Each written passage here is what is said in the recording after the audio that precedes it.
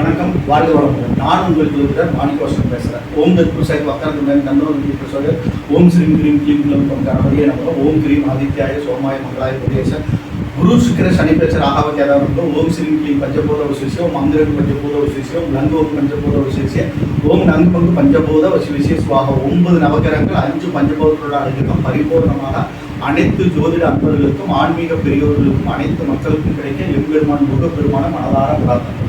ஓம் சரவண பவாய் முருகா. இன்னைக்கு நான் பார்க்கக்கூடிய தலைப்பு என்னன்னு பார்த்தோம்னா, துலா லக்னத்துக்கு குரு பகவான் நின்ற ஸ்தான பலன்கள் என்ன அப்படிங்கிறத நம்ம ஜென்ரலா பார்க்க போறோம். ஓகேங்களா? இந்த பலன்கள் பார்க்கறதுக்கு முன்னாடி ஒரு சின்ன ஒரு விஷயம் என்ன அப்படின்னா, குரு தட்சிணாமூர்த்தி வழிபாடு. ஓகேங்களா? மிகச்சிறந்த வழிபாடு. ஓகேங்களா? குருவோட அதிதேவதைகள் அப்படின்னு பார்த்தோம்னா இந்திரனோட அதிதேவதை பிரம்மா, விஷ்ணு, அடுத்தது பார்த்தோம்னா சர்வேஸ்வரன். 3 சக்திகளையும் சேர்ந்த ஒரு அம்சம் சர்வேஸ்வரன். பிரம்மா, விஷ்ணு, சிவன் இவங்களோட அதிசக்தி தான் சர்வேஸ்வரன். சர்வேஸ்வரனோட ரூபங்கள் 64. அதுல தட்சிணாமூர்த்தி ரூபம் மிகச்சிறந்த ரூபம். ஏன்னா அவர் தேவர்களுக்கு உலகத்தில் இருக்கிற அனைத்து தேவர்களுக்கும் குருவாக விளங்குகிறார். ஓகேங்களா? விளங்குற சின்முத்திரையோடு தவப்படங்கள் அருமையாக விளங்குற அற்புதமாக ஆசீர்வாதம் பண்ணிட்டு. ஓகேங்களா? தட்சிணாமூர்த்தி வழிபாடுகள் சேர்ந்தது காலபைரவர், நடராஜர் இவரெல்லாம் சர்வேஸ்வரனோட ரூபங்கள் தான். அதனால சர்வேஸ்வரன் குருவோட அதிதேவதை அப்படிங்கிறத மனசுல வச்சுக்கணும். ஓகேங்களா? அனைத்து தெய்வங்களுக்குமே அவர் அதிதேவதை. கேரளா மாநிலத்துல எடுத்துட்டீங்கன்னா பிரம்மா வழிபாடு கூட அதிகமாக கிடையாது. சிவன், விஷ்ணு வழிபாடு அதிகமா இருக்கு. அப்புறம் பகவதி, மகாலட்சுமி அப்படிங்கிற மாதிரிதான் வழிபாடுகள் அங்கே அதிகமா இருக்கு. ஓகேங்களா? அதனால மிக மிக அற்புதமான வழிபாடு என்னன்னா தட்சிணாமூர்த்தி வழிபாடு. மிக மிக அற்புதமான வழிபாடு தட்சிணாமூர்த்தி வழிபாடு. இதை நீங்க கண்டிப்பா வச்சுக்கணும். ஓகேங்களா? சிவ வழிபாட்டையும் வச்சுக்கலாம், ஒன்றும் தவறு கிடையாது. ஓகேங்களா? என்னுடைய வீடியோவை பார்த்துட்டு இருக்கிற ஒவ்வொருத்தரும் சப்ஸ்கிரைப் பண்ணிக்கோங்க, பெல் சிம்பிள் அமைக்குங்க. பார்த்து முடிச்சுட்டு உங்க ஃப்ரெண்ட்ஸுக்கெல்லாம் ஷேர் பண்ணுங்க. நடுவில் நான் என்ன பண்ணுவோம், அந்த கிரகங்கள் பலன் சொல்லும்போது அந்த கிரகங்கள் எந்த ஸ்தானத்தில் போய் நிற்கிறாங்களோ ஒரு கஷ்டமான ஒரு பலனை கொடுக்கக்கூடிய ஸ்தானத்தில் அவர் நிற்கும் போது அதுக்குண்டான வழிபாடுகள் நான் சொல்லுவேன். அது மற்றவர்களுக்கு போய் சேரணும். அதனால நீங்கள் சப்ஸ்கிரைப் பண்ணி பெல் சிம்பிள் அமைக்கணும், உங்கள் ஃப்ரெண்ட்ஸ்களை ஷேர் பண்ணுங்க. ஓகேங்களா? இப்போ பலன்கள் கூட போகும். ஓகேங்களா? தட்சிணாமூர்த்தி பார்த்தோம்னா பிரகஸ்பதி பார்த்தோம்னா துலா லக்னத்துக்கு 3 ஆறுக்குடையவராக இருக்கார். 3 ஆறுக்குடையவர். அவர் லக்னத்தில் அமரும் போது அந்த அளவுக்கு நற்பலன்கள் நடக்காது. ஜென்ம குரு அலக்கழிப்பார் துலா லக்னத்துக்கு. ஓகேங்களா? கெடுபலன்கள் மிகுதியாகும். கடன் பிரச்சனை அதிகமாகும். ருணரோண சத்துருக்கள் அதிகமாகிடுவாங்க. பிரச்சனைகள் போராட்டங்கள் அதிகமாகும். அவர் அந்த இடத்துல அமரக்கூடாது. அதே மாதிரி 2ஆம் இடத்துலையும் அந்த 3 ஆறுக்குடைய சத்துரு ஸ்தானாதிபதி அமர்ந்தாங்கன்னா தனத்துக்கெல்லாம் ரொம்ப கஷ்டமாயிடும். துலா லக்னத்துக்கு குரு அந்த அளவுக்கு நன்மை பயக்கூடிய கிரகம் அல்ல. பொதுவாக இந்த கான்செப்ட் இவர் மறைமுக ஸ்தானங்கள் என்னன்னா ஓரளவுக்கு நன்மைகள் நடக்கும். கேந்திர திரிகோணங்கள் அமைஞ்சாருன்னா அந்த அளவுக்கு நன்மைகள் நடக்காது. குருதசை வரும்போது துலா லக்னக்காரங்க 100% பரிகார பூஜைகளை செஞ்சுக்கிறது நல்லது. ஓகேங்களா? நல்லது. ஓகேங்களா? அவர் உங்க ஜாதகத்துக்கு நல்லவர் அல்ல, கெட்டவர். ஓகேங்களா? பூர்ண சுபகரன் தான். அவர் பார்க்குற பார்வைக்கு பலன் அதிகம். ஆனால் உங்க லக்னத்துக்கு கெடுதல் செய்ய வல்லவர். அதனால ரொம்ப ரொம்ப கேர்ஃபுல்லா இருங்க. அவர் மறைவு ஸ்தானத்தில் இருந்தாருன்னா அது கெடுபலன்கள் நடக்காம உங்களை காப்பாற்றுவார். ஓகேங்களா?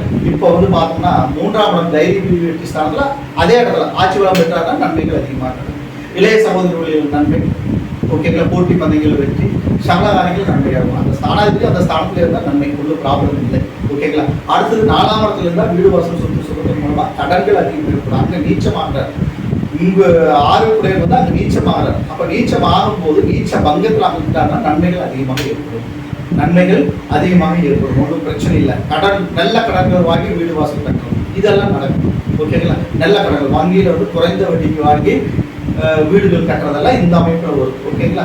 அடுத்தது பார்த்தோம்னா 5ஆம் இடம் பூர்வ ஸ்தானத்தில் அமையும் போது 6 குடையவர் பூர்வ ஸ்தானம் குழந்தைகள் மூலமாக விரைய செலவுகள் அதிகமாக ஏற்படும், கடன் ஏற்படும், உடல் உபாதைகள், உடல் குடிகள் ஏற்படும். ரொம்ப கேர்ஃபுல்லாக இருக்கணும். பரிகாரங்களை நீங்கள் செஞ்சுக்கணும். குரு வழிபாடுங்க கட்டாயம் வச்சுக்கணும். நான் முன்னாடியே சொன்ன பிரகஸ்பதிக்கு அதிதேவதைகளோட வழிபாடுகள் சிவன், பிரம்மா, விஷ்ணுவோட வழிபாடுகள் வச்சுக்கிறது. சர்வேஸ்வரன் ரூபமான தட்சிணாமூர்த்தி வழிபாடு, காலபைரவர் வழிபாடு இதெல்லாம் நீங்கள் வச்சுக்கணும். ஓகேங்களா? அடுத்து 6 குடையவன் 6ஆம் இடத்துல அமரும் போது நன்மைகள் அதிகமாக நடக்கும். சத்ருஸ்தானத்தில் இருந்தால் சத்ரு ஜெயம். ஓகேங்களா, நன்மைகள் அதிகமாக நடக்கும், ஒன்றும் ப்ராப்ளம் இல்லை. அடுத்தது 6 குடையவன் 7ஆம் இடத்துல அமையும் போது, 6 குடைய குரு 7ஆம் இடத்துல அமையும் போது மனைவி வழியில் பிரச்சனை, சண்டை சச்சரவு, போராட்டங்கள், பிரிவினைகள் இதெல்லாம் ஏற்படும். அவருடைய பார்வை மூலமாக நன்மைகள் நடக்கும். அவருடைய பார்வை எப்பவுமே சுப பார்வை.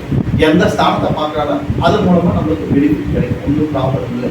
அவர் நின்றதுனால அந்த ஸ்தானத்தின் மூலமா நம்மளுக்கு பிரச்சனை அப்படிங்கிறத நான் சொல்லிட்டு வரேன். ஓகேங்களா, 6 குடையவன் 7ஆம் இடத்துலன்னா மனைவியின் மூலமா பிரச்சனை, சண்டை சச்சரவு, போராட்டங்கள் வரும். அங்கே செவ்வாய் என்ன பொசிஷன் இருக்கார் அப்படிங்கிறத நம்ம பார்க்கணும் சுயஜாதகத்தை வச்சு. ஓகேங்களா, இப்போ நம்ம ஜென்ரலாக சொல்லிட்டு வரோம். ஓகேங்களா, அடுத்தது பார்த்தோம்னா 6 குடையவன் 8ஆம் இடம், ஒரு மனைவி ஸ்தானம் இருந்து இன்னொரு மனைவி ஸ்தானம் இருந்தால் விபரீத ராஜயோக அமைப்புல நன்மைகள் அதிகமாக நடக்கும், நன்மைகள் அதிகமாக நடக்கும், ஒன்றும் ப்ராப்ளம் இல்லை. சரிங்களா, ஆயுள் விருத்தியெல்லாம் ஏற்படும், ஒன்றும் ப்ராப்ளம் இல்லை, சூப்பராக இருக்கும், உங்களுக்கு பிரச்சனை இல்லை. 6 குடையவன் 3 6 குடையவன் வந்து 9ஆம் இடம் பாகிஸ்தானத்தில் இருந்தால் அது பிரச்சனை, போராட்டம், பிரிவினைகள், சண்டை சச்சரவு, தாப்பனார் மூலமா தாப்பனாரே உங்களுக்கு எதிராக கோர்ட்டு கேஸ் வில்லங்கமெல்லாம் ஏற்படும், பிரச்சனைகள் அதிகமாகும். தாப்பனார் உடல் உபாதிகள், உடல் பிரிவுகள் ஏற்படும். தாப்பனார் மூலமா அனுகூலமற்ற பயன்கள் ஏற்படும். புண்ணிய சேர்த்துக்களுக்கு போக முடியாது, புண்ணிய காரியங்களும் நீங்க செய்ய முடியாது. இந்த காரியம், இந்த பிரச்சனைகள்லாம் நிறைய நடக்கும். ஓகேங்களா, அதனால பாகிஸ்தான் வந்து நல்லா இருக்கும். பாகிஸ்தானத்துல வந்து 6 8 12 குடையவன் சம்மந்தப்படக்கூடாது. அல்லது பாக்கியாளர்கள் இப்படி சம்மந்தப்பட்டு இருந்தாருன்னா பாக்கியாளர்களின் புதன் நல்ல பொசிஷன் இருக்கும்.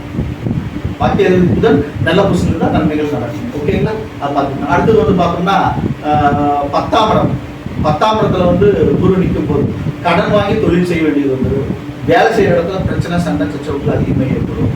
இது மாதிரி கெடுபலன்கள் அதிகமாக நடக்கும். ஓகேங்களா, அந்த துறை சார்ந்த பிரச்சனைகள் நம்மளுக்கு வரும். உத்தியோகஸ்தானத்தில் போய் 3 6 கூட நம்ம போய் நம்ம உத்தியோகத்தில் பிரச்சனை, சண்டை சச்சரவு, போராட்டங்கள், பிரிவினைகள், அந்த தொழில் நீங்கள் செய்கிற தொழில் மூலமாக உடல் உபாதைகள், உடல் பிணிகள் எல்லாம் ஏற்பட்டுரும். தொழில் மூலமா நான் இந்த வேலை செஞ்சுட்டு இருக்கேன், அந்த வேலை எனக்கு ஒத்து வரல, எனக்கு உடம்பெல்லாம் வலி ஆகுது, உடம்பெல்லாம் பிரச்சனை ஆகுது, உடல் மூலமா வியாதிகள் வருது அப்படிங்கிறதெல்லாம் அதான். ஓகேங்களா, அப்போ 6 கூட நம்ம சம்மந்தப்பட்டாதான் அந்த தொழில் மூலமா நம்மளுக்கு பிரச்சனைகள் ஏற்படும், உடல் உபாதைகள் வரும், பிணிகள் வரும், நோய்கள் வரும். அதனால கேர்ஃபுல்லாக இருக்கணும். தட்சிணாமூர்த்தி வழிபாட்டை வச்சுக்கணும், குரு வழிபாட்டை வச்சுக்கணும். ஓகேங்களா, சிவன் வழிபாட்டை மெயினாக வச்சுக்கணும், பார்த்துக்கணும். ஓகேங்களா, பராசக்தி வழிபாட்டையும் வச்சுக்கணும். ஏன்னா அந்த இடம் வந்து பராசக்தியின் அம்சம். ஓகேங்களா, அந்த வழிபாட்டையும் நம்ம வச்சுக்கணும். அடுத்தது பார்த்தோம்னா 11ஆம் இடம் லாபஸ்தானத்துல குரு நிற்கிறார். 11ஆம் இடத்துல எந்த கிரகங்கள் இருந்தாலும் நன்மையே அப்படிங்கிற கணக்கு உண்டு, நன்மைகள் தான். ஆனால் துலாலகனுக்கு அது பாதகஸ்தானம். பாதகஸ்தானத்துல பாதகமான கிரகங்கள் எந்த கிரகம் நின்றதோ அதை பாதகத்தை செய்யும். அது ஒரு அமைப்பு இருக்கும். குரு பார்வை தான் நன்மை, ஆனால் குரு நின்ற வீடு எப்படின்னு பார்த்தா நம்ம சொல்லுவோம். ஓகேங்களா, நன்மை தீமை ரெண்டுமே கலந்துதான் நடக்கும் அந்த இடத்துல நம்ம நிற்கும் போது. ஓகேங்களா, அடுத்து பார்த்தா 12ஆம் இடம், 6 குடையவன் 12ஆம் இடத்துல நிற்கிறார். ஓகேங்களா, கெட்டவன் கெட்ட ஸ்தானத்தில் நின்றார், பிச்சுடு ராஜ்யம், துராலகனுக்கு கெட்டவர் குரு, அவர் அந்த இடத்துல நிற்கிறார். நின்னார்னா உங்களுக்கு நன்மைகள் அதிகமாக நடக்கும், ஒன்றும் தவறு இல்லை. சரிங்களா, இப்போ பார்த்தோம்னா குரு பிரகஸ்பதி 12 ஸ்தானங்களில் நின்றார். பொதுவான பலாபலங்கள் நம்ம பார்ப்போம். ஓகேங்களா, இந்த வீடியோ பார்த்து முடிச்சாங்க உங்கள் ஃப்ரெண்ட்ஸ்க்கெல்லாம் ஷேர் பண்ணுங்கள், சப்ஸ்கிரைப் பண்ணுங்கள், பெல் சிம்பிள் என்னிடத்துல ஜாதகம் பார்க்கணும், கிருஷ்ணன் பார்க்கணும். ஓகேங்களா, திருமணம் பற்றி பார்க்கணும்னா என் நம்பருக்கு நீங்கள் கான்டாக்ட் பண்ணுங்கள். வணக்கம், வாழ்க வளமுடன்.